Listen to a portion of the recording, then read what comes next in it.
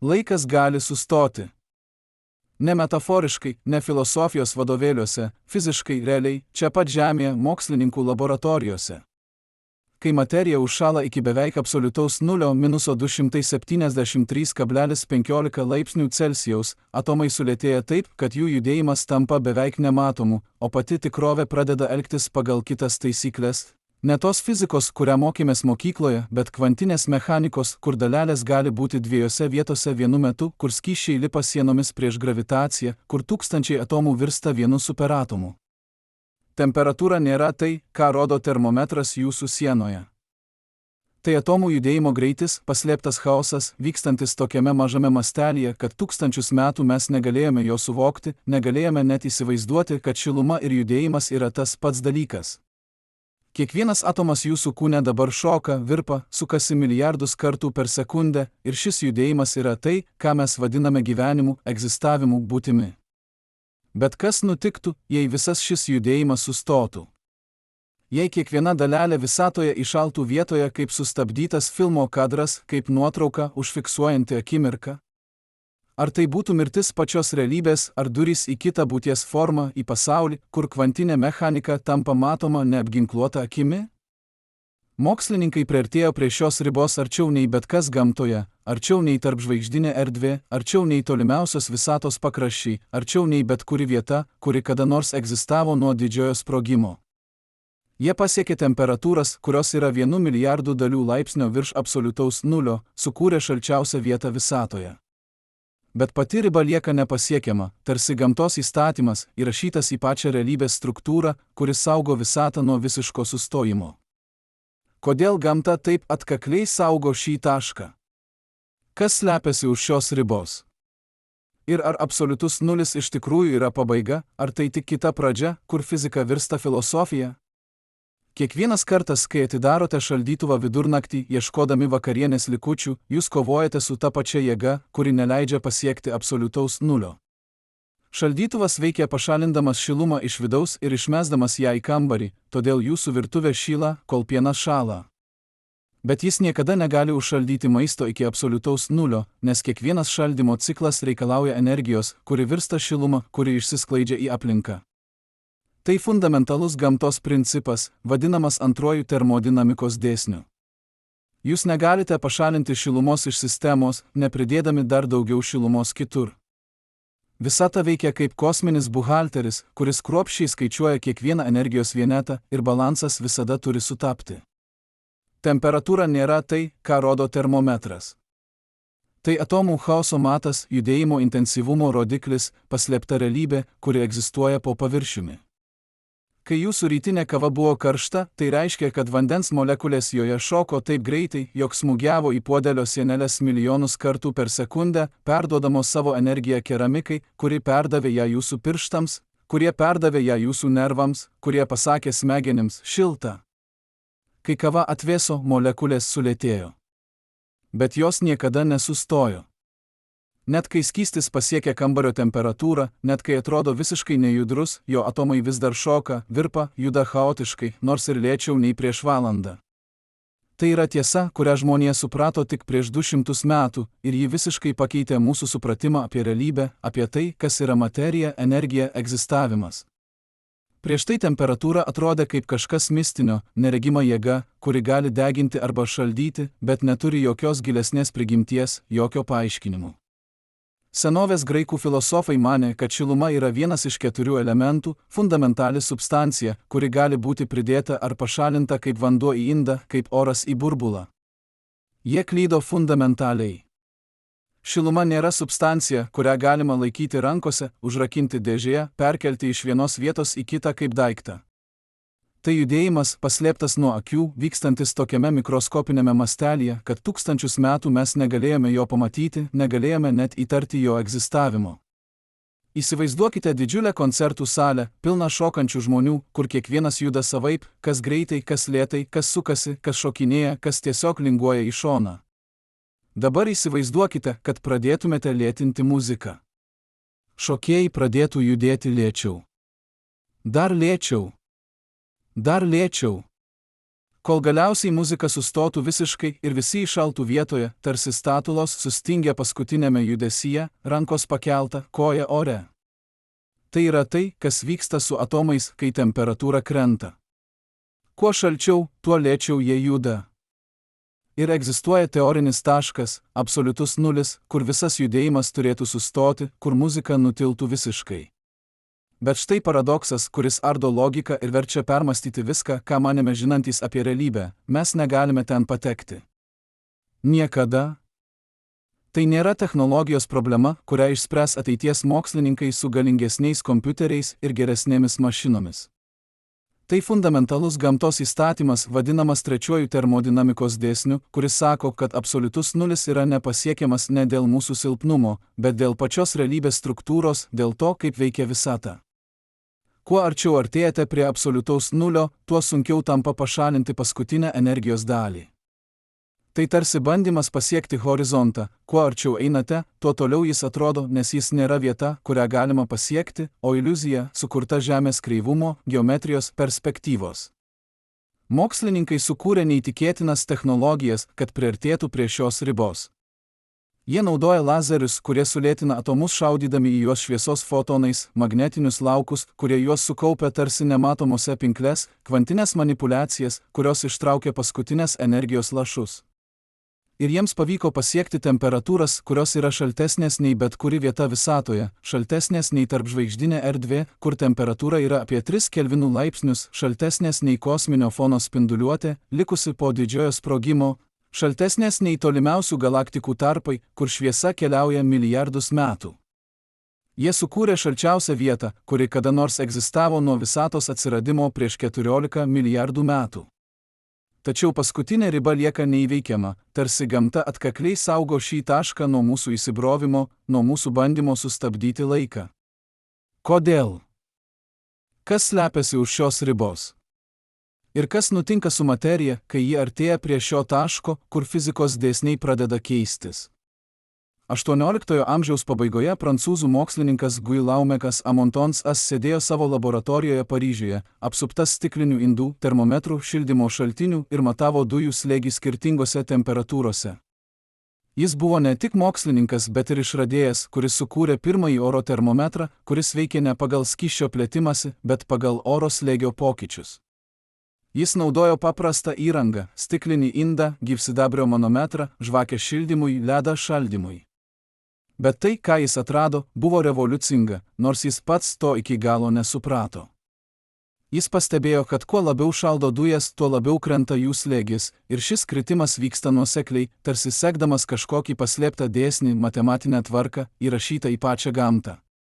Kai jis ekstrapoliavo savo duomenis, pratęsė liniją grafike už matavimų ribų, jis atrado, kad egzistuoja taškas apie -273 laipsnius, kur slėgis turėtų pasiekti nulį, kur dujos turėtų visiškai išnykti.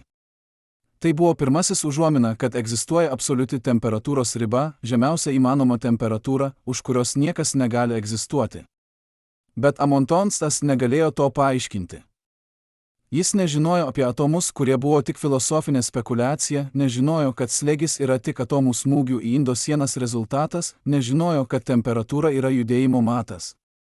Jis tiesiog matė skaičius, kurie rodė į kažką fundamentalaus, į paslėptą tvarką.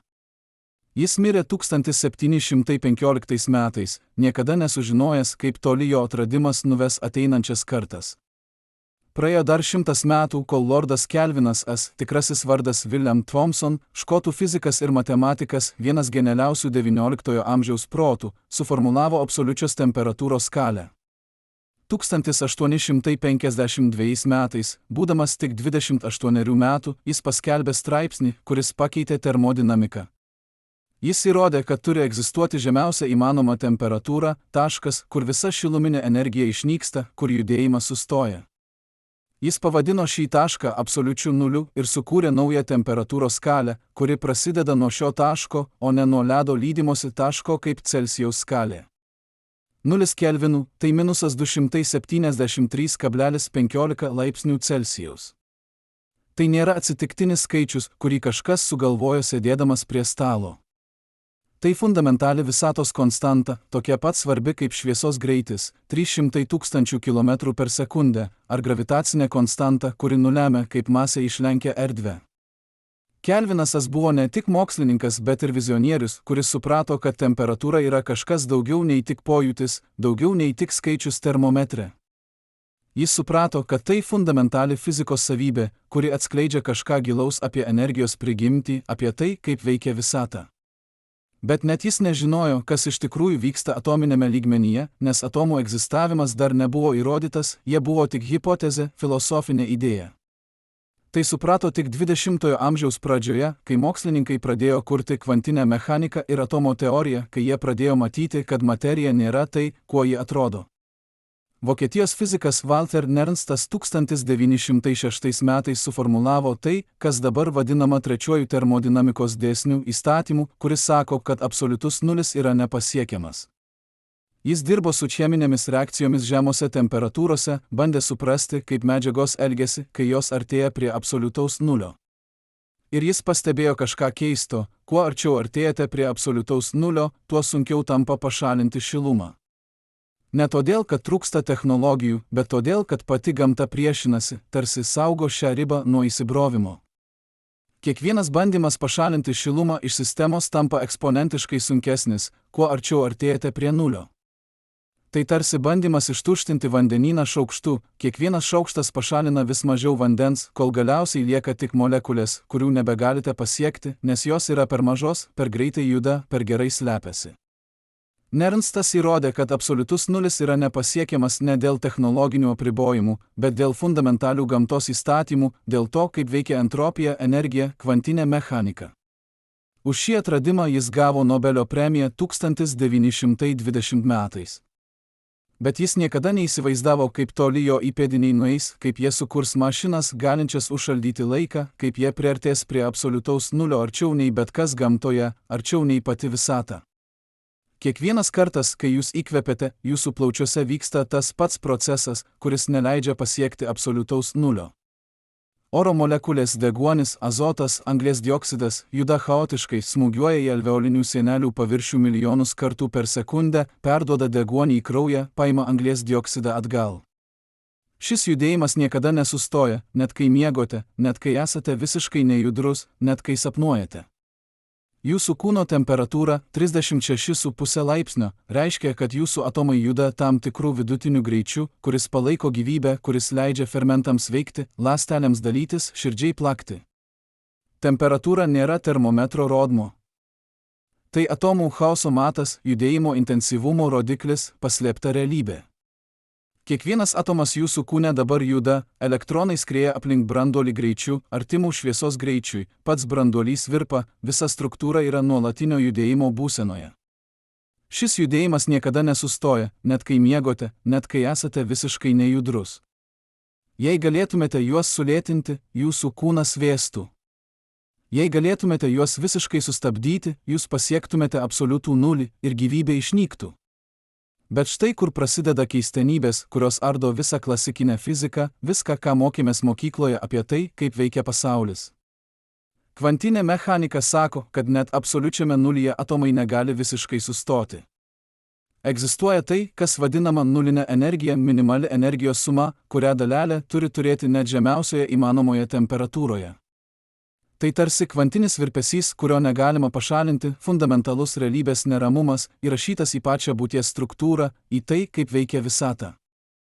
Heisenbergo neapibrėžtumo principas, vienas fundamentaliausių kvantinės mechanikos dėsnių, draudžia dalelei turėti tikslę padėtį ir tikslų greitį tuo pačiu metu.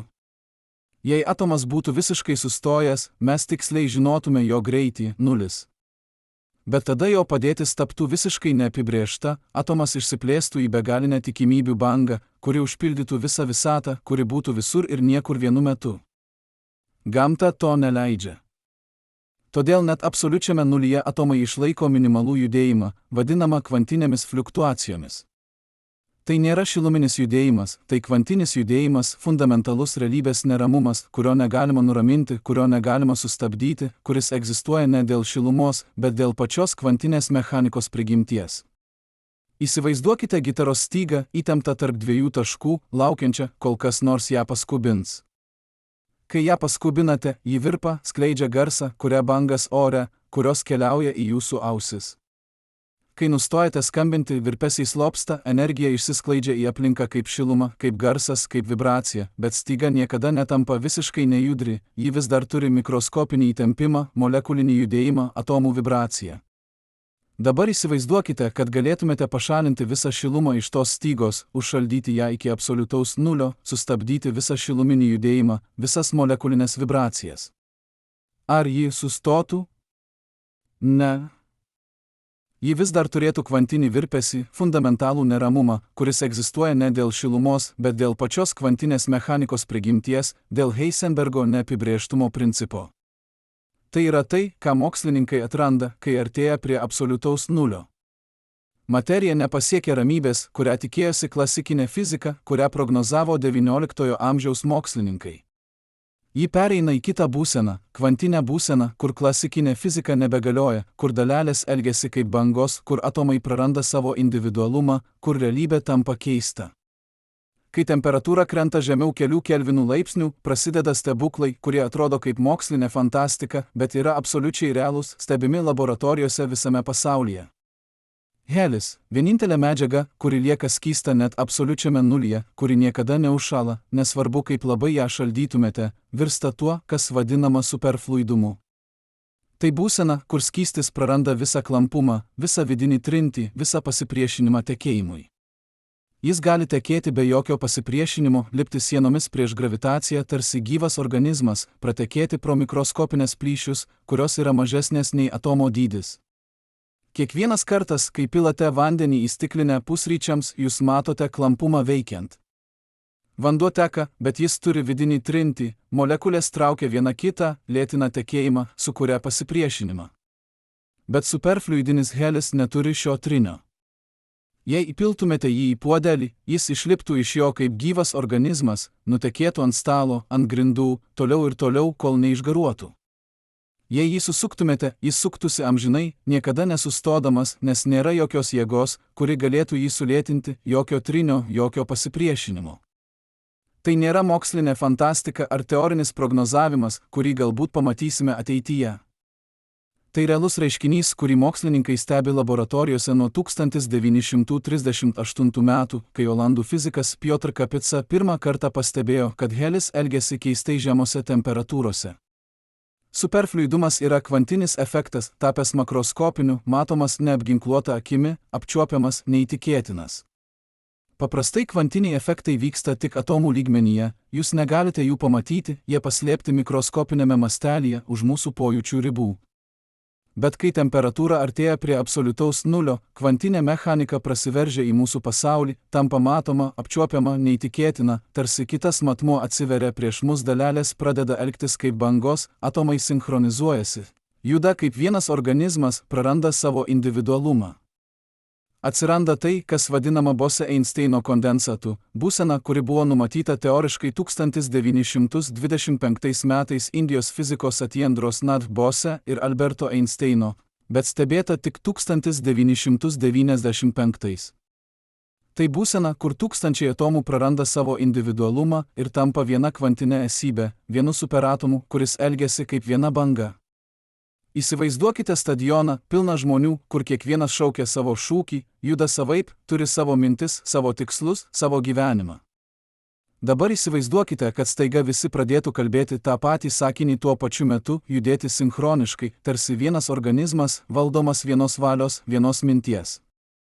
Tai yra tai, kas nutinka atomams Bose-Einsteino kondensate. Jie praranda savo atskirumą, jų kvantinės bangos sutampa, jie tampa kolektyvinę kvantinę būseną, kuri elgiasi kaip viena dalelė, nors susideda iš tūkstančių atskirų atomų. Pirmą kartą šis reiškinys buvo stebimas 1995 metais, kai mokslininkai Eric Cornell ir Carl Wieman Kolorado universitete užšaldė Rubidžio atomų debesį iki kelių milijardinių kelvino laipsnio dalių. Jie naudojo lazerius, kad sulėtintų atomus iki beveik visiško sustojimo, šaudydami į juos šviesos fotonais, kurie atėmė jų energiją, ir magnetinius laukus, kad juos sukauptų vienoje vietoje tarsi nematomoje pinkles. Ir staiga atomai išnyko kaip atskiros dalelės. Jie sulijo į vieną kvantinę bangą, kuri elgėsi kaip vienas superatomas, matomas mikroskope kaip tamsi dėmė, kaip šešėlis, kaip kažkas, kas neturėtų egzistuoti pagal klasikinę fiziką. Už šį atradimą Cornell, Wieman ir Wolfgang Ketterle gavo Nobelio premiją 2001 metais. Bet jų darbas buvo tik pradžia naujos eros, kur mokslininkai gali manipuliuoti materiją kvantinėme lygmenyje, kurti būsenas, kurios niekada neegzistavo gamtoje, artėti prie absoliutaus nulio arčiau nei bet kas visatoje, arčiau nei pati tikrovė leistų natūraliai. Bet kas iš tikrųjų nutinka su atomais, kai jie artėja prie šios kvantinės ribos? Įsivaizduokite, kad galėtumėte sumažinti iki atomų dydžio ir pažvelgti į materijos širdį, kai ji šąla iki beveik absoliutaus nulio. Tai, ką pamatytumėte, pakeistų jūsų supratimą apie realybę. Atomai nepaprasčiausiai sulėtėja, jie pradeda elgtis kaip orkestras, kuris staiga atranda tobulą harmoniją. Kiekvienas atomas, kuris anksčiau judėjo chaotiškai, pradeda sinchronizuotis su kaimynais. Jų kvantinės bangos susilieja, sukurdamos tai, ką fizikai vadina koherentinę būseną. Tai tarsi milijonai atskirų balsų, kurie staiga pradeda dainuoti tą patį toną. Bet šis dainavimas vyksta ne garso, o kvantinės tikimybės lygmenyje. Kiekvienas atomas praranda savo individualumą ir tampa dalimi didesnės kvantinės simfonijos. Ta patį principą galite pajusti, kai stovite didžiuliame chore, jūsų balsas susilieja su kitais ir atsiranda kažkas didesnio nei atskirų balsų suma.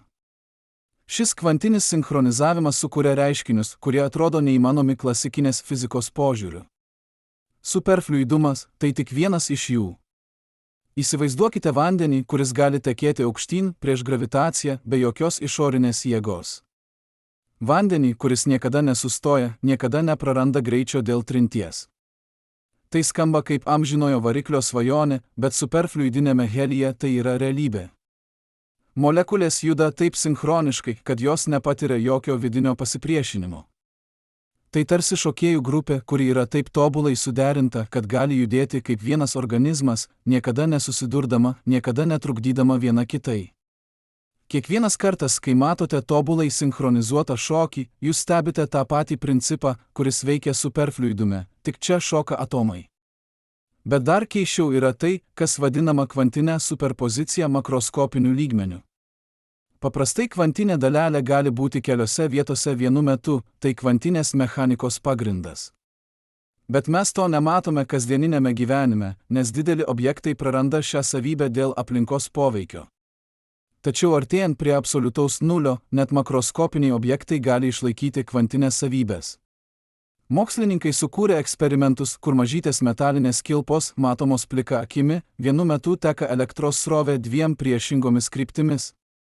Tai tarsi upė, kuri vienu metu teka ir į šiaurę, ir į pietus. Arba kaip jūsų automobilis, kuris vienu metu važiuoja ir į darbą, ir namo. Šis reiškinys atskleidžia, kad kvantinė keistenybė nėra apribota tik atomų pasaulio, ji gali prasiveržti į mūsų realybę, kai temperatūra artėja prie absoliutaus nulio. Temperatūra nėra tik atomų greitis. Tai informacijos kiekis, kurį sistema gali saugoti apie savo būseną. Kvantiniai kompiuteriai veikia būtent šiuo principu.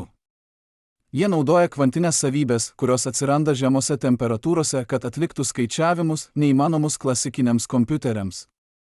Kiekvienas kvantinis bitas, kubitas, gali būti vienu metu ir nulis ir vienetas, panašiai kaip atomas gali būti keliose vietose vienu metu. Bet šios kvantinės savybės išlieka tik tada, kai sistema yra užšaldyta beveik iki absoliutaus nulio. Net mažiausias šilumos kiekis sunaikina kvantinę koherenciją ir kompiuteris praranda savo kvantinį pranašumą. Tai tarsi bandymas išlaikyti tobulą tišą koncertų salėje, net mažiausias garsas sugadina visą pasirodymą. Kiekvienas kartas, kai jūsų telefonas atlieka sudėtingą skaičiavimą, jis naudoja klasikinę logiką, vienetus ir nulius, kurie negali egzistuoti vienu metu. Bet kvantinis kompiuteris gali galvoti visomis galimybėmis vienu metu, tarsi spręsdamas labirintą ne žingsnis po žingsnio, o tyrinėdamas visus kelius tuo pačiu metu. Artėjant prie absoliutaus nulio, atsiranda ir kitas stebuklingas reiškinys – superlaidumas. Tai būsena, kur medžiaga praranda visą elektrinį pasipriešinimą. Elektros srovė gali tekėti per superlaidininką amžinai, be jokių energijos nuostolių.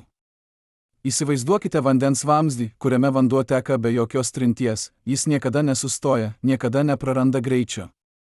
Superlaidininkai veikia tuo pačiu principu, tik vietoj vandens teka elektronai. Šis reiškinys atsiranda, nes elektronai pradeda formuoti tai, kas vadinama Koopero poromis, du elektronai, kurie paprastai stumia vienas kitą, staiga pradeda šokti kartu, sinchroniškai judėti per kristalo gardelę.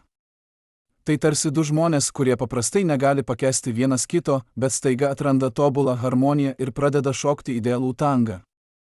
Kiekvienas kartas, kai naudojate magnetinio rezonanso tomografą ligoninėje, jūs naudojate superlaidumo stebuklais. Galingi magnetai, kurie sukuria detalizuotus jūsų kūno vaizdus, veikia būtent šiuo principu. Bet galbūt keisčiausias reiškinys, kuris atsiranda artėjant prie absoliutaus nulio, yra tai, kas vadinama kvantine fazių perėjimu. Įsivaizduokite, kad materija gali keisti savo būseną ne tik iš kieto į skystą ar iš skysto į dujinį, bet ir į visiškai naujas būsenas, kurios neegzistuoja aukštesnėse temperatūrose. Tai tarsi atradimas, kad vanduo gali virsti ne tik ledu ar garais, bet ir kažkuo visiškai nauju, medžiaga, kuri turi savybes neįmanomus klasikinėje fizikoje. Viena iš tokių būsenų yra kvantinis spinas skystis, kur atomų magnetiniai momentai nuolat keičiasi, bet niekada neįšąla į fiksuotą konfigūraciją. Tai tarsi šokėjų grupė, kuri niekada nesustoja judėti, bet ir niekada nepakartoja to paties judėjimo.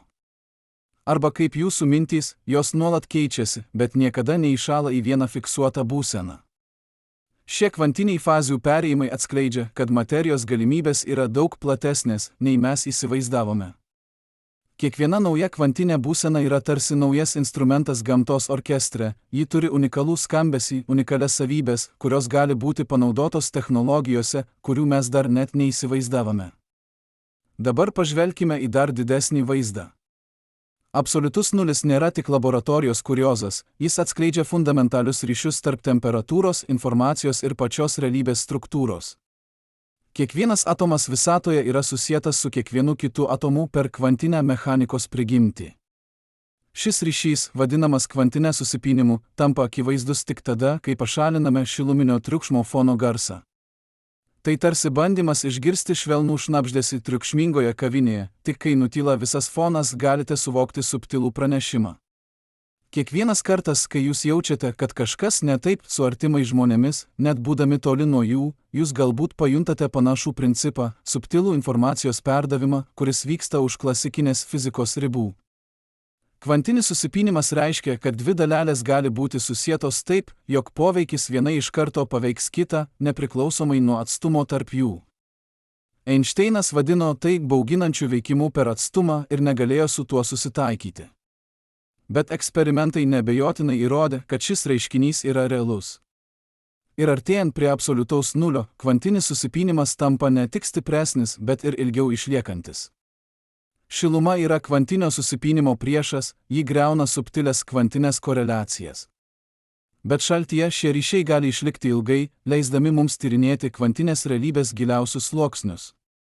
Įsivaizduokite visatą kaip milžinišką tinklą, kur kiekvienas mazgas yra susietas su kiekvienu kitu mazgu nematomais siūlais. Paprastai šie siūlai yra paslėpti šiluminio chaoso, tarsi bandymas pamatyti voratinklio siūlus rūke. Bet kai temperatūra krenta link absoliutaus nulio, rūkas išsisklaidžia ir mes galime pamatyti tikrąją visatos struktūrą, kvantinį tinklą, kuris jungia viską su visuo. Tai tas pats principas, kuris veikia, kai jūs staiga žinote, kad kažkas nutiks dar prieš tam įvykstant. Galbūt jūs pajuntate subtilų kvantinės informacijos srautą, kuris paprastai yra užmaskuotas kasdieninio gyvenimo triukšmo. Temperatūra nėra tik energijos matas. Tai laiko tėkmės greitis kvantinėme lygmenyje. Šis ryšys tarp temperatūros ir laiko yra vienas iš giliausių fizikos atradimų.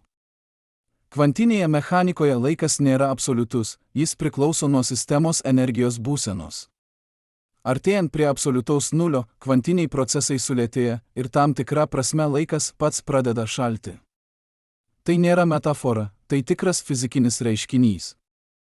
Kvantinės sistemos, užšaldytos beveik iki absoliutaus nulio, gali išlaikyti savo kvantinės savybės daug ilgiau nei aukštesnėse temperatūrose. Tai tarsi laiko sustabdymas kvantinėme lygmenyje. Mokslininkai naudoja šį principą, kurdami kvantinės atminties įrenginius. Informacija užšaldyta kvantinėje būsenoje artėjant prie absoliutaus nulio gali būti saugoma neribotai ilgai. Tai tarsi fotografija, kuri niekada neblunka, arba atmintis, kuri niekada neišnyksta. Kiekvienas kartas, kai jūs prisiminate kažką iš tolimos praeities su kristaliniu aiškumu, jūs patiriate panašų principą, informacija užšaldyta jūsų atmintyje išlieka nepakitusi laiko tėkmėje. Bet galbūt pats nuostabiausias absoliutaus nulio aspektas yra tai, kaip jis atskleidžia visatos kilmę. Kosminio fono spinduliuotė, šiluma, likusi po didžiojo sprogimo, turi temperatūrą apie 2,7 Kelvino laipsnius. Tai reiškia, kad visa visata yra šiltesnė nei absoliutus nulis. Bet ankstyvoje visatoje, prieš pat didįjį sprogimą, temperatūra galėjo būti artima absoliutam nuliui. Ir būtent ten, toje kvantinėje šaltyje, galėjo atsirasti pirmosios kvantinės fliuktuacijos, kurios vėliau išaugo į galaktikas, žvaigždes ir planetas. Tai reiškia, kad mes visi esame kvantinių fliuktuacijų, atsiradusių artėjant prie absoliutaus nulio, palikuonys. Kiekvienas atomas jūsų kūne kadaise buvo dalimi tos kvantinės šalčio simfonijos, kuri davė pradžią visatai. Artėdami prie absoliutaus nulio laboratorijoje, mes ne tik tyrinėjame materijos savybės, mes grįžtame prie savo kilmės, prie to momento, kai realybė gimė iš kvantinio tylos. Bet kas nutinka su pačia erdve, kai temperatūra artėja prie absoliutaus nulio? Mes kalbėjome apie atomus, apie jų judėjimą, apie kvantines būsenas. Bet dabar matome kažką gilesnio, pati erdvė nėra tuščia.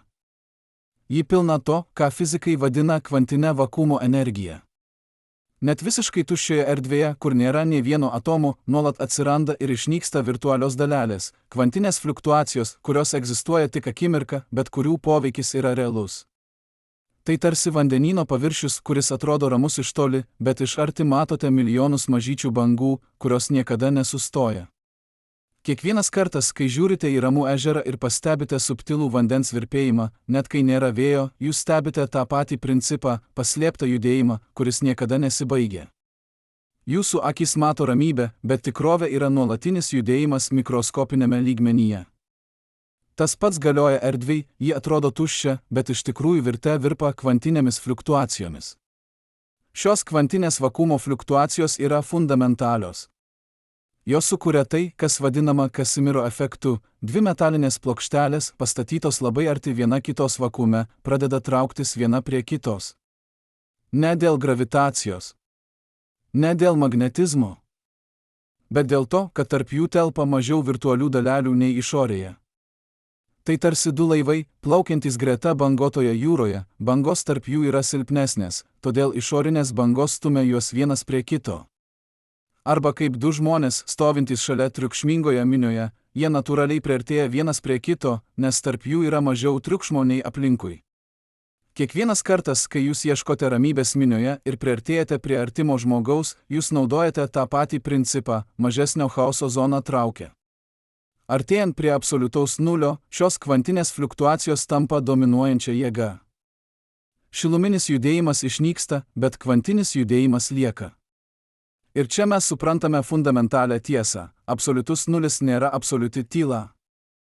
Tai kvantinio triukšmo būsena, kur materija pasiekia savo žemiausią energijos lygį, bet vis dar išlaiko minimalų kvantinį virpesį.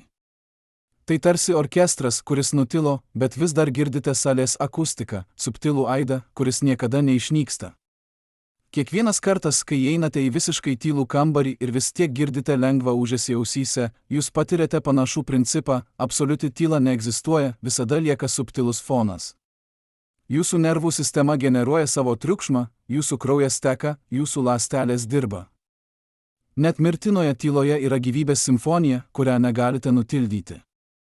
Tas pats galioja visatai, net absoliučiame nulyje yra kvantinė simfonija, kurią negalima sustabdyti. Gamta turi fundamentalų nerimą, įrašytą į pačią būties struktūrą. Temperatūra nėra tik fizikinis dydis. Tai visatos atmintis apie savo istoriją. Šis ryšys tarp temperatūros ir informacijos yra gilus. Kiekviena sistema, turinti temperatūrą, saugo informaciją apie savo praeitį. Karštas objektas prisimena, kad jis buvo šildomas. Šaltas objektas prisimena, kad iš jo buvo pašalinta energija. Bet artėjant prie absoliutaus nulio, ši atmintis tampa beveik tobula. Kvantinės sistemos, užšaldytos iki ekstremaliai žemų temperatūrų, gali išlaikyti informaciją apie savo pradinę būseną neribotai ilgai. Tai tarsi tobulas įrašas, kuris niekada nesugenda, arba atmintis, kuri niekada neišblėsta. Kai jūs užrašote kažką svarbaus į užrašų knygelę, bijodami pamiršti, jūs naudojate tą patį principą – informacijos užšaldymą stabilesnėje formoje. Jūsų smegenys yra karšta sistema, pilna triukšmo, kur prisiminimai blėsta, iškraipomi, perdaromi kiekvieną kartą, kai juos prisimename. Bet užrašytas žodis yra šaltesnis, stabilesnis, patikimesnis. Atomų pasaulyje šis principas yra absoliutus, kuo šaltesnė sistema, tuo ilgiau ji išlaiko informaciją.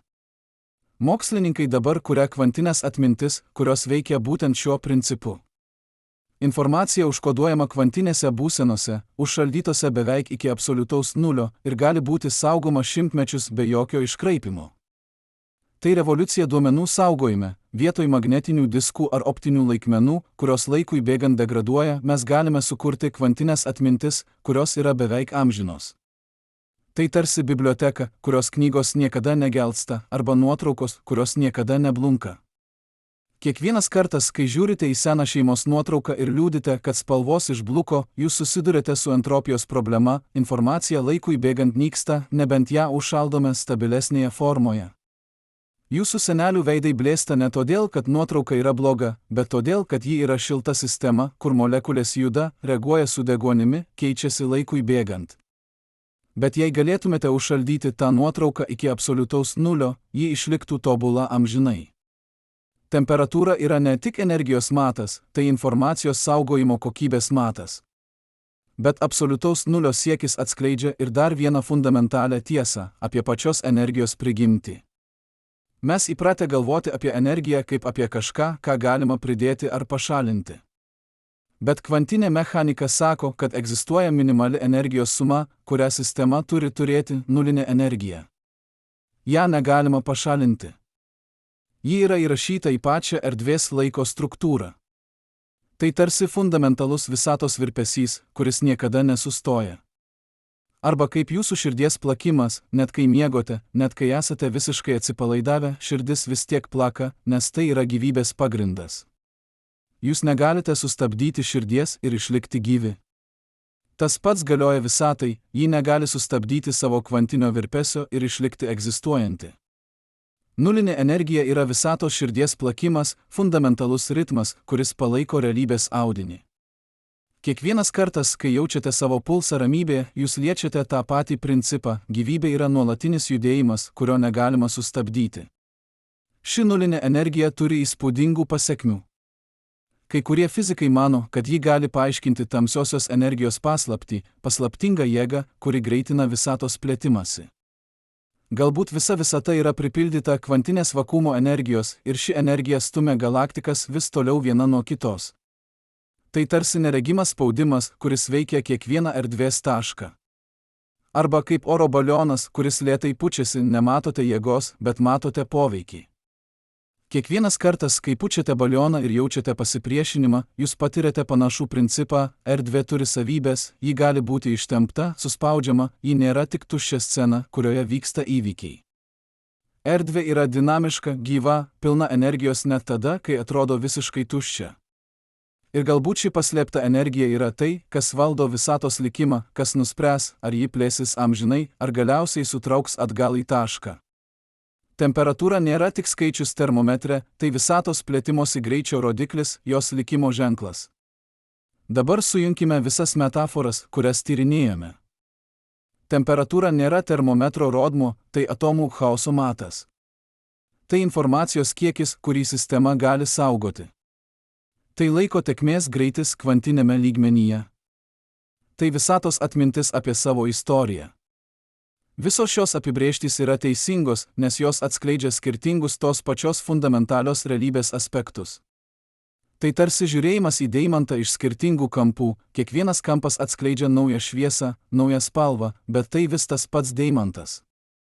Kai jūs žiūrite į savo gyvenimą iš skirtingų perspektyvų, kaip vaikas, kaip tėvas, kaip profesionalas, kaip svajotojas, jūs matote skirtingus aspektus, bet tai vis tas pats gyvenimas. Tas pats atomas gali būti aprašytas kaip dalelė, kaip banga, kaip energijos laukas, kaip tikimybių debesis, visi šie aprašymai yra teisingi, visi atskleidžia skirtingas tos pačios realybės pusės. Kiekvienas kartas, kai jūs suprantate, kad tas pats įvykis gali būti interpretuojamas skirtingai priklausomai nuo perspektyvos, jūs liečiate šią fundamentalią tiesą – realybė yra daugiasluoksnė. Absoliutus nulis yra ne pabaiga, o riba, kuri atskleidžia fundamentalius gamtos įstatymus. Tai taškas, kur klasikinė fizika baigėsi ir prasideda kvantinė realybė.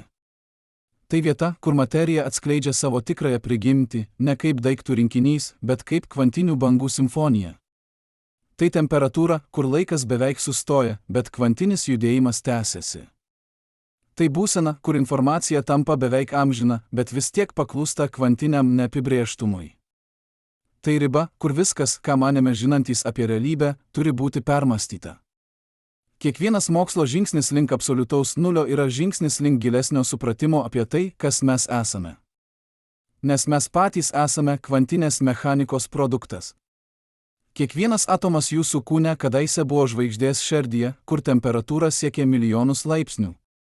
Tada jis keliavo šaltą tarp žvaigždinę erdvę, kur temperatūra artėjo prie absoliutaus nulio. Dabar jis yra jūsų kūne, vibruoja 36,5 laipsnių temperatūroje, dalyvauja sudėtingiausiame žinomame procese – sąmonėje. Tas pats atomas patyrė visą temperatūrų spektrą, nuo beveik begalinės kaitros iki beveik absoliutaus šalčio. Ir dabar jis yra čia, leidžiantis jums galvoti, jausti, suvokti šias eilutes. Tai tarsi kelionė per visą visatos istoriją, įrašyta į kiekvieną jūsų kūno dalelę. Kai jūs žiūrite į žvaigždėtą dangų ir jaučiate ryšį su kosmosu, tai nėra tik poetinė metafora, tai tiesioginis fizikinis ryšys. Jūsų atomai yra žvaigždžių dulkės, kurios patyrė ekstremalias temperatūras, kvantines transformacijas, kosminės keliones. Ir dabar jos susibūrė į formą, kuri gali suvokti savo kilmę. Tai yra giliausias paradoksas, visata sukūrė būtybę, kuri gali ją suprasti, materija organizavosi į struktūrą, kuri gali apmąstyti savo prigimtį. Ir visa tai įmanoma tik todėl, kad egzistuoja temperatūra, judėjimas, energija. Kiekvienas kartas, kai jūs stebite savo vaiko augimą ir stebitės, kaip atomai organizuojasi į sąmoningą būtybę, jūs stebite tą patį stebuklą, materiją, tampantį sąmoningą.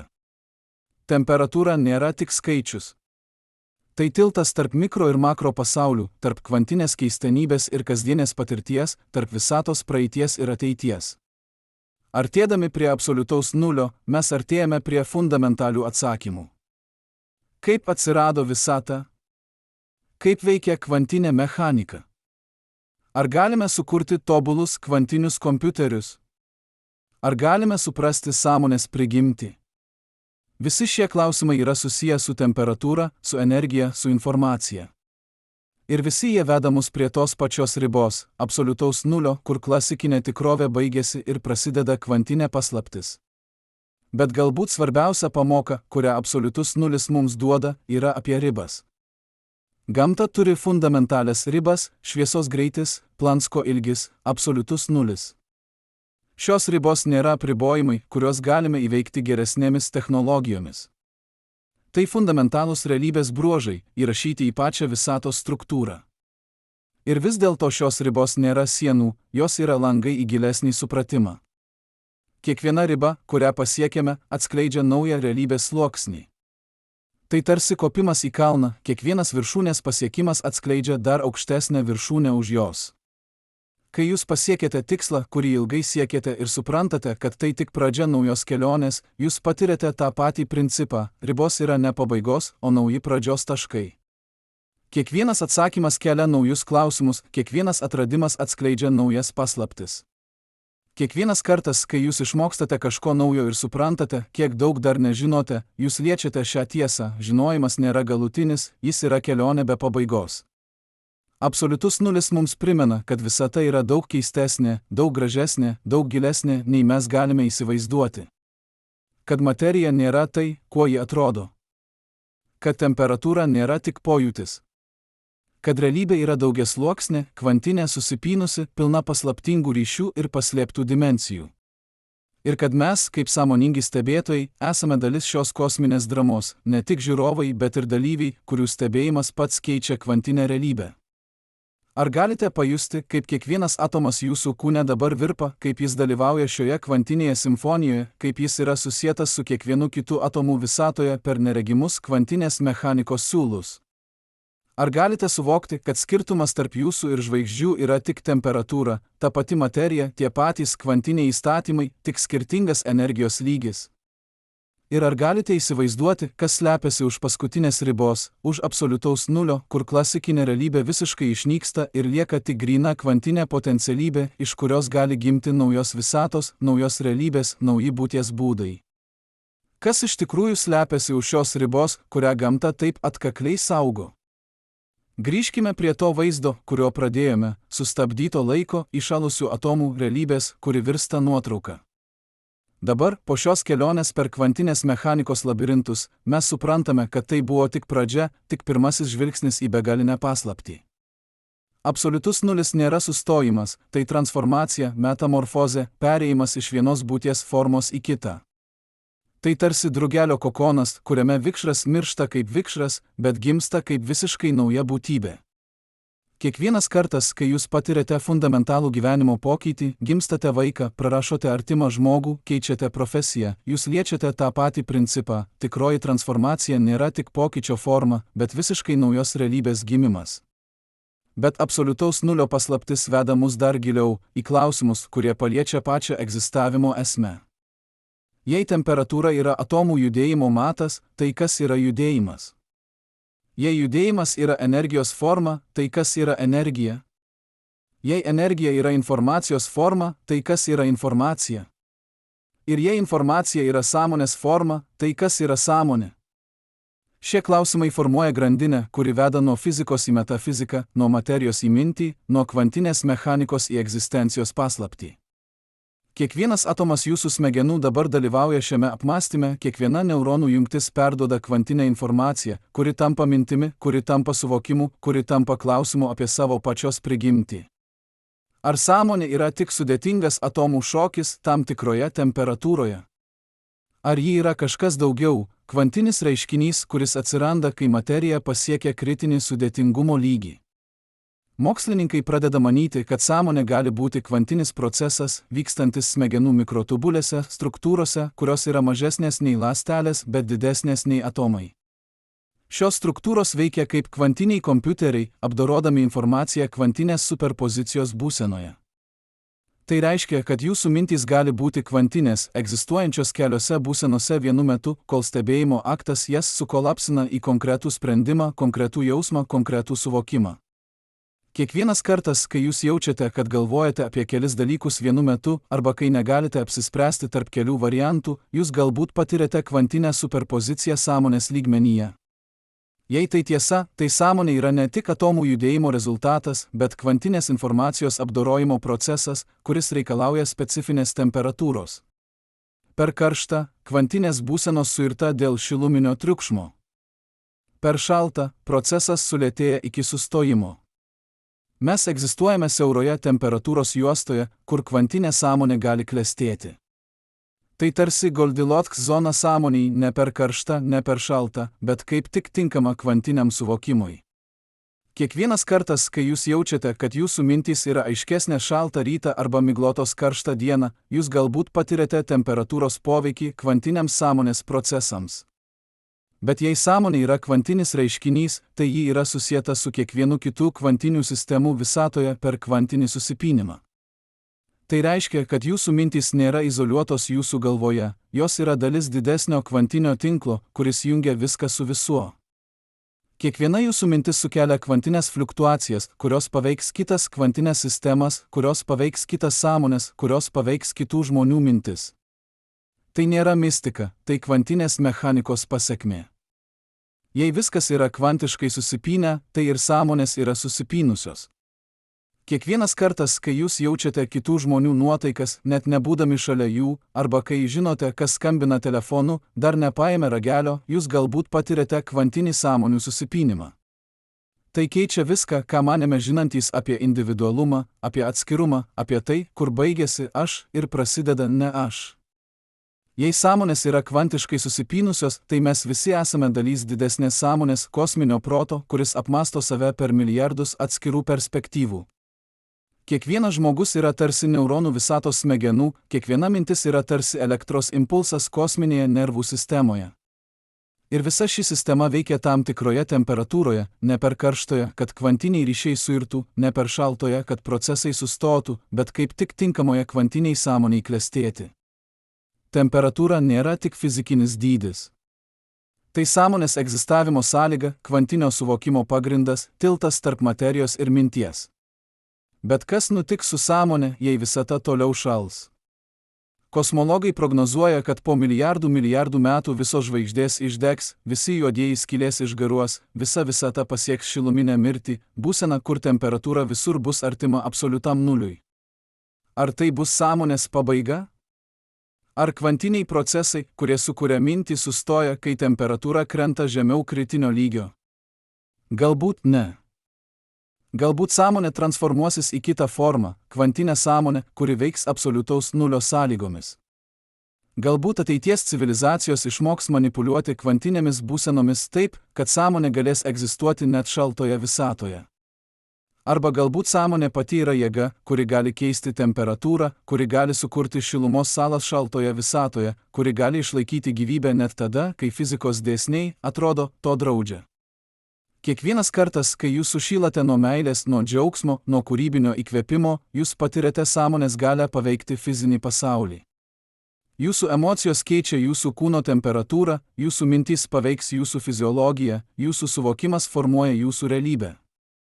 Jei sąmonė gali paveikti temperatūrą individualių lygmenių, galbūt ji gali paveikti temperatūrą ir kosminių lygmenių. Ar sąmonė yra tik visatos produktas, ar ji yra jėga, kuri formuoja visatą? Ar mes esame tik sudėtingi atomų deriniai, kurie atsitiktinai įgijo gebėjimą mąstyti, ar esame fundamentali visatos savybė, būdas, kuriuo realybė pažįsta save? Šie klausimai veda mus į pačią egzistavimo širdį. Jei visata yra kvantinė sistema, tai ji turi kvantinės savybės, superpoziciją, susipynimą, neapibrėžtumą.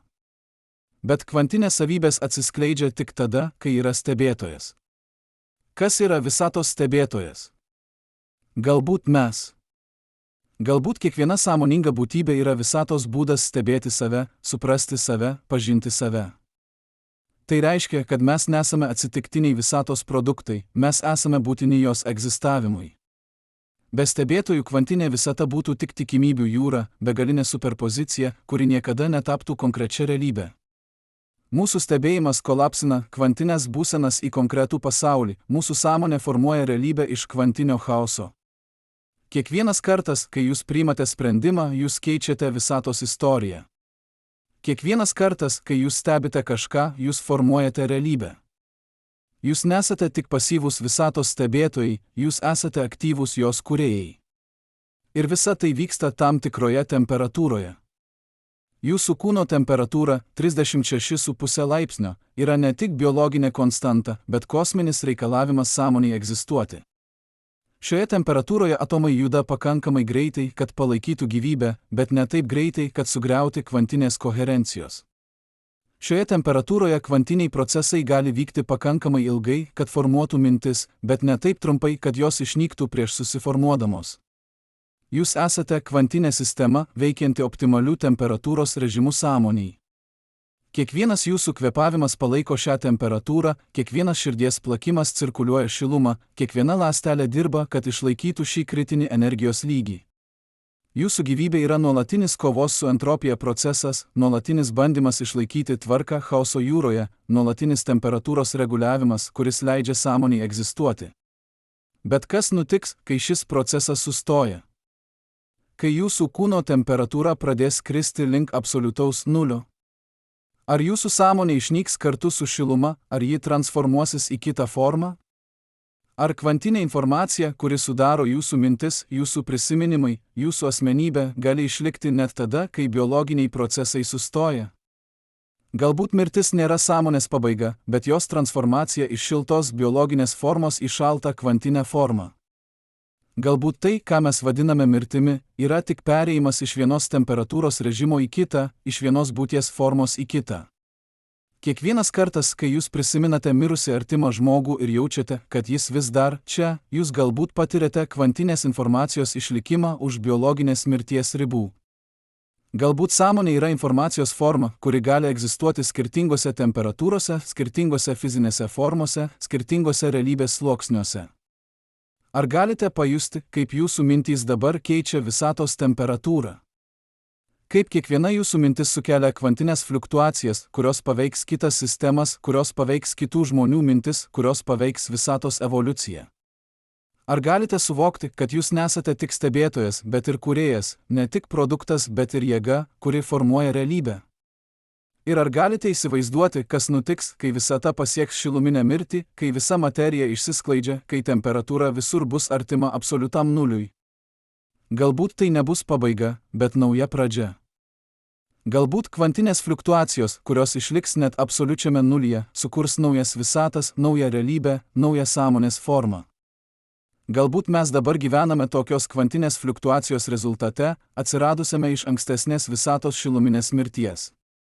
Galbūt absoliutus nulis nėra pabaiga, bet begalinio ciklo dalis – gimimas, augimas, mirtis ir vėl gimimas kitoje formoje, kitoje temperatūroje, kitoje realybėje. Kiekvienas kartas, kai jūs žiūrite į žvaigždėtą dangų ir jaučiate begalybės pojūtį, jūs liečiate šią tiesą: mes esame dalis kažko didesnio, kažko, kas tęsiasi už mūsų supratimo ribų, kažko, kas egzistuoja visose temperatūrose, visose realybės formose, visose būties būduose. Temperatūra nėra tik skaičius. Tai raktas į visatos paslaptį, tiltas tarp žinomojo ir nežinomojo, kelias iš materijos į sąmonę ir atgal. Ir mes, kaip sąmoningi stebėtojai, esame šio kelio dalyviai, šios paslapties tyrinėtojai, šios begalinės istorijos pasakotojai. Absoliutus nulis laukia. Ne kaip pabaiga, bet kaip durys į kitą realybę, į kitą supratimo lygį, į kitą būties formą. Ir galbūt, kai mes galiausiai pasieksime tą ribą, mes suprasime, kad ji niekada nebuvo riba, ji buvo kvietimas žengti toliau, giliau į begalinę paslaptį, kuri yra egzistavimas pats.